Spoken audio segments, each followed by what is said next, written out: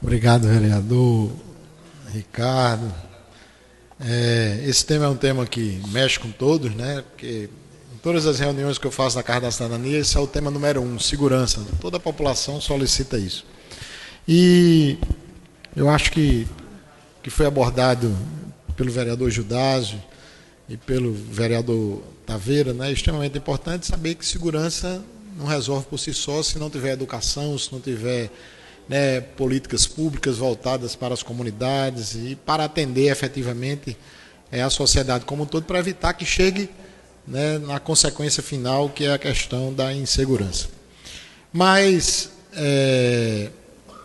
na reunião de ontem, e aí eu gostaria de agradecer a vereadora Cátia, porque essa foi a sugestão que nós demos, né, ontem, no final da reunião, a vereadora estava presente, que nós fizéssemos um adendo quando chegasse a lei orçamentária aqui, e dessa vez, esse ano, nós aprovássemos. Porque eu fiz a emenda, todas as vezes que o governo municipal enviou para essa casa, na lei orçamentária, um valor de R$20 mil, nós sabíamos que era irrisório para que se criar e implantar a Guarda Municipal. E aos 2 anos consecutivos eu fiz emendas nesse valor e, infelizmente, as emendas não lograram êxito aqui na nossa casa. E eu dizia lá na reunião que, na verdade, não era culpa dos vereadores, mas é porque o Poder Executivo não queria, na verdade, que a Guarda Municipal fosse criada e implantada. E aí, logicamente, usava o seu líder para encaminhar o voto de sua liderança para toda a bancada não votar a favor da emenda que eu vinha propondo aqui ano a ano. E ontem, na reunião, eu solicitei ao representante do prefeito, lá o secretário de obras, que ele levasse esse pleito, que liberasse a sua bancada para votar, né, as emendas que nós colocaríamos para a criação e implantação da Guarda Municipal. E aí, quando a vereadora Cátia faz essa proposição aqui, eu fico muito grato a ela, porque ela está trazendo a proposição que nós fizemos ontem na reunião em Nova Parnamirim. E aí é extremamente importante que essa casa, né, tenha a clareza da necessidade de colocarmos para o orçamento de 2017 recursos para que o município realmente crie e implante a sua Guarda Municipal. Além disso, fico feliz quando o vereador Taveira dá o exemplo de Mossoró, porque ontem também eu, na reunião, colocava que tinha uma sugestão a dar ao governo do Estado.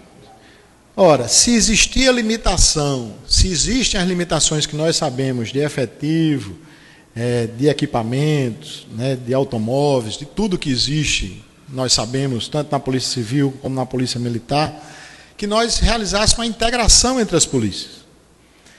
Então, só tem um carro para a Polícia Militar, que faz a operação ostensiva, mas tem uma para a Polícia de Trânsito e um para a Polícia Civil.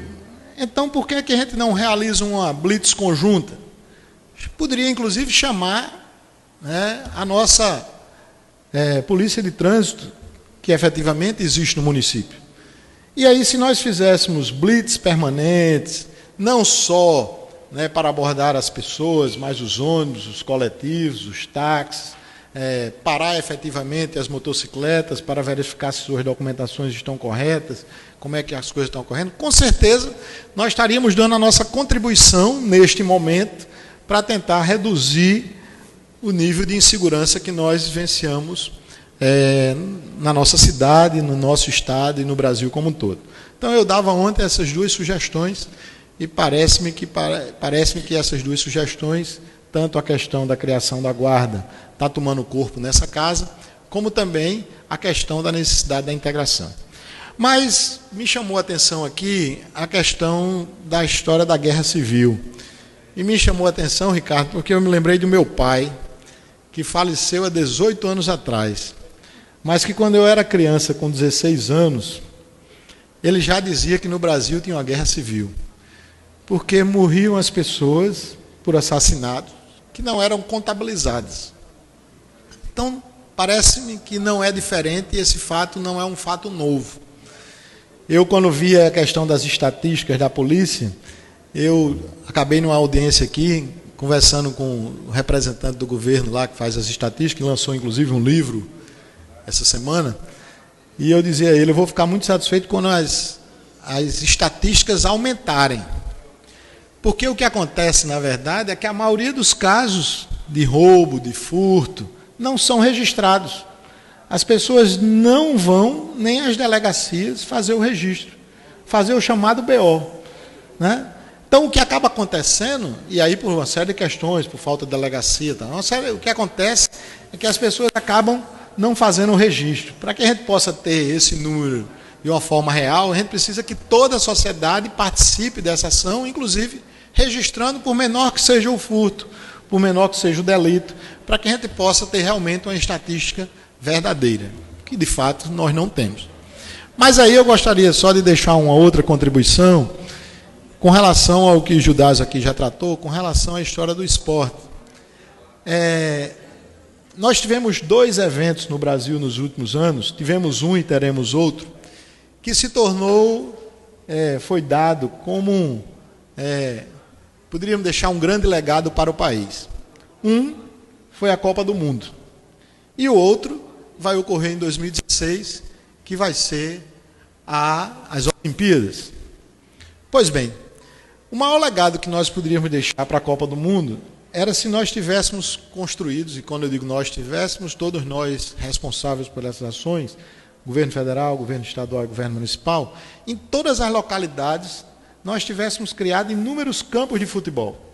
Tivéssemos estruturados, Paulão Júnior, o campo que você tanto solicita, né, lá em Passagem de Areia, né, que tivessem dado a estrutura para que as crianças, os nossos adolescentes, se motivassem com o que estava acontecendo na Copa do Mundo.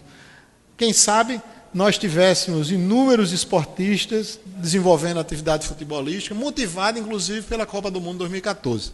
A Copa aconteceu e o legado maior que nós podíamos deixar, nós não deixamos.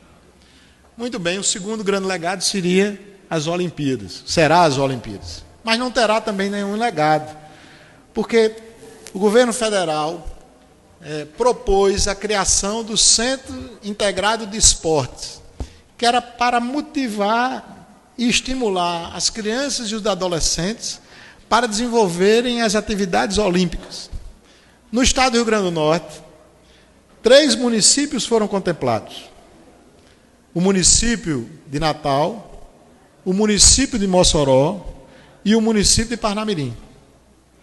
Por incrível que pareça, nenhum dos 3 centros estão prontos. E as Olimpíadas começam em agosto agora.